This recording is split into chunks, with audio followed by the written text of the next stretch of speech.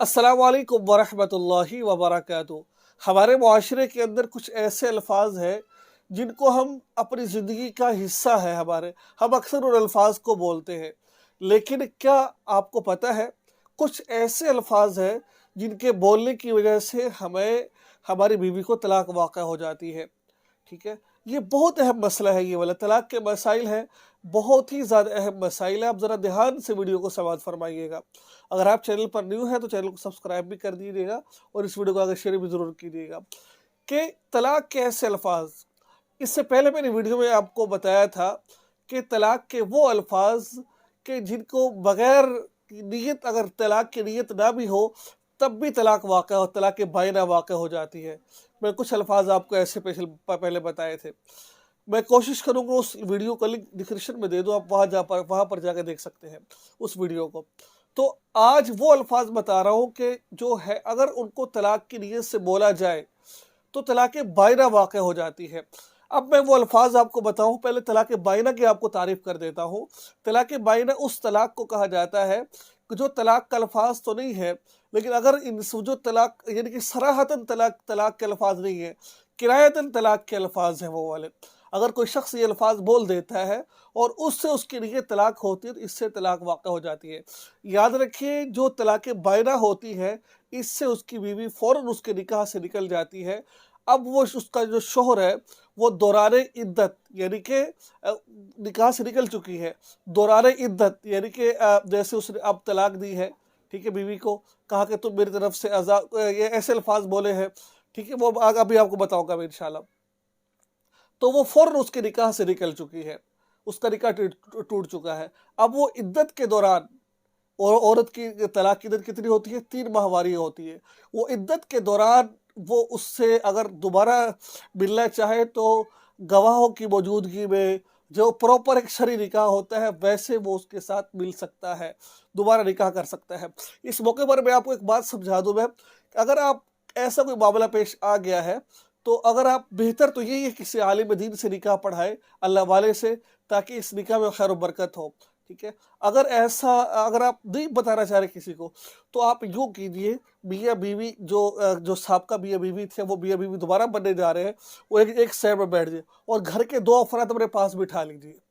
घर के 2 बंदे अपने पास बिठा लीजिए, या फिर एक बंदा हो 2 औरतें हो, अपने सामने उनको बिठा लें और शौहर बीवी से कहे कि मैंने आपसे निकाह किया, यानी कि 10-20 हज़ार हक महर की, वो जितना भी आप हक महर रख ले, याद रखिए 10 दिरहम से कम हक महर नहीं रख सकते आप।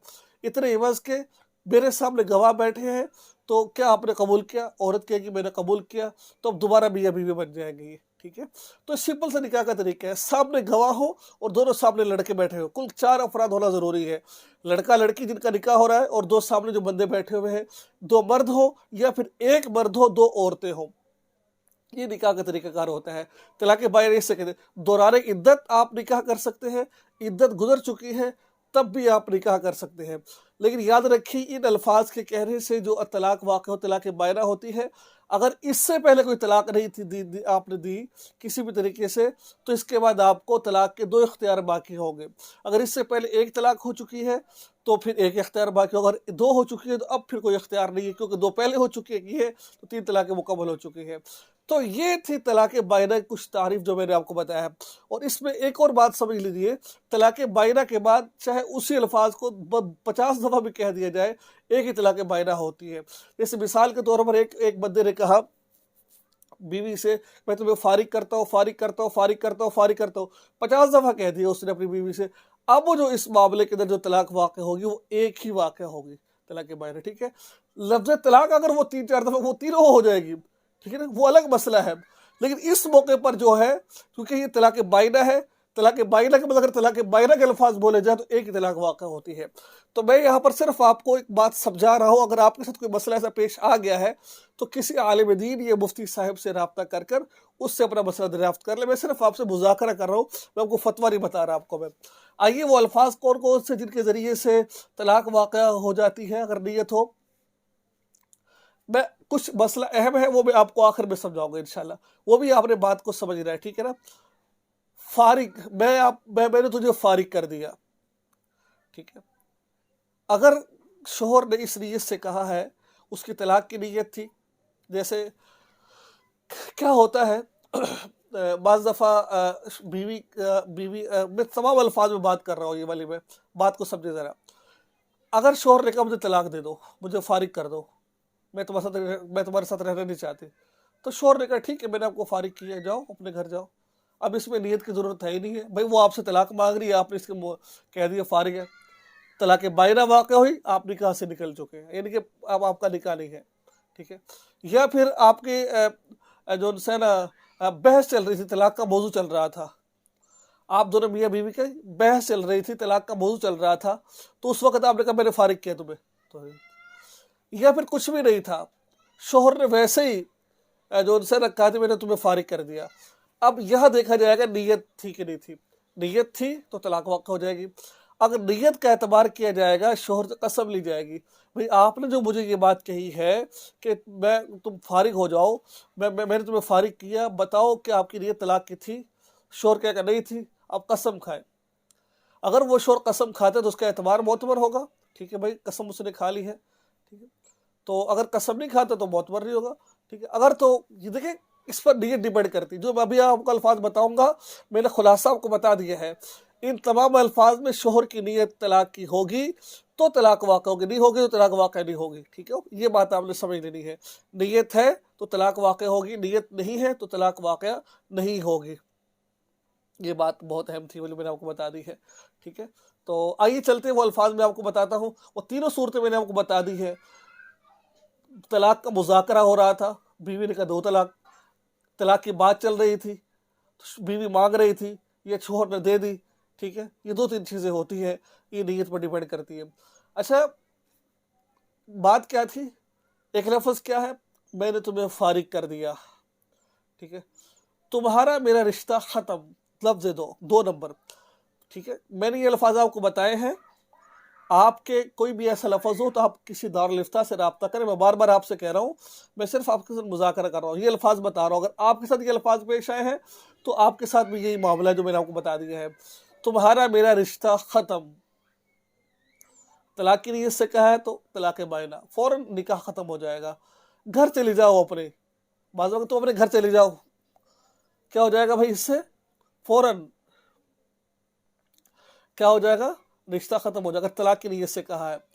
دفع ہو جاؤ، دفع ہو جاؤ، طلاق کی نیت سے کہا ہے تو رشتہ ختم. میں نے یہ تمام الفاظ بڑی محنت کے ساتھ کتابوں سے اکٹھے کیے، یہ والے الفاظ میں نے دھیان سے، اور میں آپ کو کوشش کروں گا فتویٰ بھی ساتھ ساتھ دکھاتا رہوں میں آپ کو، تاکہ آپ کو یقین آ جائے. دفع ہو جاؤ، طلاق کی نیت سے کہا ہے تو فوراً نکاح ٹوٹ جائے گا. شوہر نے کہا طلاق کی نیت سے جاؤ خوش رہو اپنے گھر میں جاؤ.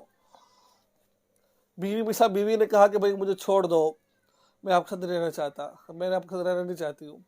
تو شوہر نے کہا جاؤ خوش رہو اپنے گھر میں. اب طلاق مانگ رہی ہے نا، یہ الفاظ کہے تو کیا ہو گیا؟ طلاق بائنہ واقع ہو گیا. ٹھیک ہے. اچھا ایک لفظ اور ہے،